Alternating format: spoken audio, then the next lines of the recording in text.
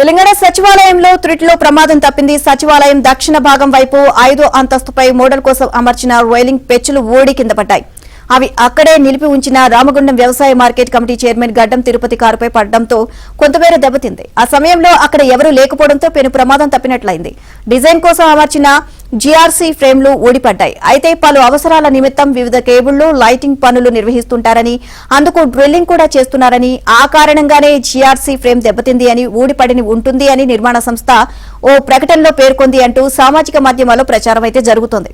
మరి ఇది నిర్మాణ లోపం కాదని, కింద పడిన పెచ్చులు కాంక్రీట్వి కాదని సదరు సంస్థ తెలిపింది. నిర్మాణం పూర్తయి 2 ఏళ్లు అవుతుందని, ఎలాంటి నాణ్యతా లోపం లేదని ఘటనపై సమీక్ష చేస్తున్నట్లు సంస్థ ప్రకటించింది అని సమాచారం.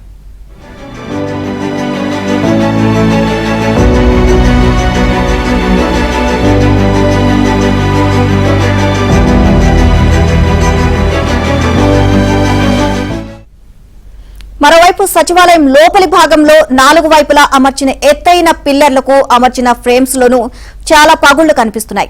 ముఖ్యమంత్రి సీఎస్ ఛాంబర్ల వైపు ఉన్న పిల్లర్లకు అమర్చిన ఫ్రేమ్స్ లో కూడా పగుళ్లు ఏర్పడగా ఇప్పటికీ మరమ్మతులు చేయకపోవడం గమనార్హం. దాదాపు 1500 కోట్ల రూపాయలతో గత ప్రభుత్వ హయాంలో నిర్మించిన సచివాలయం ఏదో ఒక విషయంలో వార్తల్లో నిలుస్తూనే ఉంది. ప్రారంభోత్సవానికి ముందే ప్రధాన ద్వారం బాహుబలి తలుపులు పక్కన సీలింగ్ లైట్ల నుంచి నీరు కారింది. ఆ తర్వాత కొద్ది రోజులకు కురిసిన వర్షం కారణంగా మీడియా సెంటర్ వద్ద నీళ్లు లీక్ అయ్యాయి. తాజాగా 5వ అంతస్తుపై ఏర్పాటు చేసిన జీఆర్సీ ఫ్రేమ్ ఊడిపడింది.